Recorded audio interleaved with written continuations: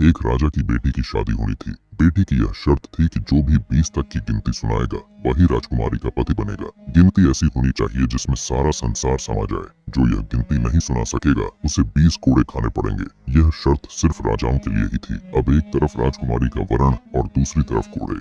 एक एक करके राजा महाराजा आए। राजा ने दावत का आयोजन भी किया जिसमें मिठाई और विभिन्न पकवान तैयार किए गए। पहले सभी ने दावत का आनंद लिया और फिर सभा में राजकुमारी का स्वयंवर शुरू हुआ। एक से बढ़कर एक राजा महाराजा आते हैं, सभी गिनती सुनाते हैं जो उन्होंने पढ़ी हुई थी, लेकिन कोई भी ऐसी गिनती नहीं सुना पाया जिससे राजकुमारी संतुष्ट हो सके। अब जो भी आता कोड़े खाकर चला जाता। कुछ राजा तो आगे ही नहीं आए। उनका कहना था, गिनती तो गिनती होती है, ये राजकुमारी पागल हो गई है, ये केवल हम सबको पिटवा कर मजे लूट रही है। ये सब नजारा देखकर एक हलवाई हंसने लगा। वह कहता है, डूब मरो राजाओं, आप सबको 20 तक की गिनती नहीं आती। ये सुनकर सभी राजा गुस्से से भर गए और कहने लगे, इसका दंड दिया जाए। राजा ने हलवाई से पूछा, क्या तुम गिनती जानते हो? यदि जानते हो तो सुनाओ, आगे की कहानी के लिए बने रहे हमारे साथ। हलवाई कहता है, हे राजन, यदि मैंने गिनती सुनाई तो क्या राजकुमारी मुझसे शादी करेगी? क्योंकि मैं आपके बराबर नहीं हूँ और यह स्वयंवर भी केवल राजाओं के लिए है, तो गिनती सुनाने से मुझे क्या फायदा? पास खड़ी राजकुमारी बोलती है, ठीक है, यदि तुम गिनती सुना सको तो मैं तुमसे शादी करूंगी, और यदि नहीं सुना सके तो तुम्हें मृत्यु दंड दिया जाएगा। सभा में सन्नाटा छा गया।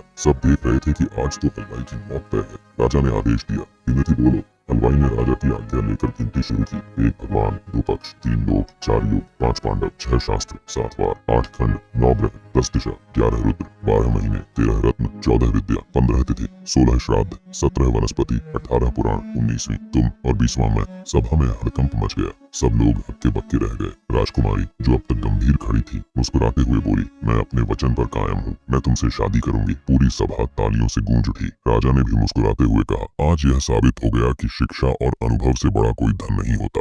ये कहानी हमें सिखाती है कि ज्ञान और तजुर्बा हमेशा जीतते हैं। ऐसी ही और कहानियों का आनंद लेने के लिए हमारे साथ चैनल पर बने रहे और चैनल को सब्सक्राइब करना ना भूलें।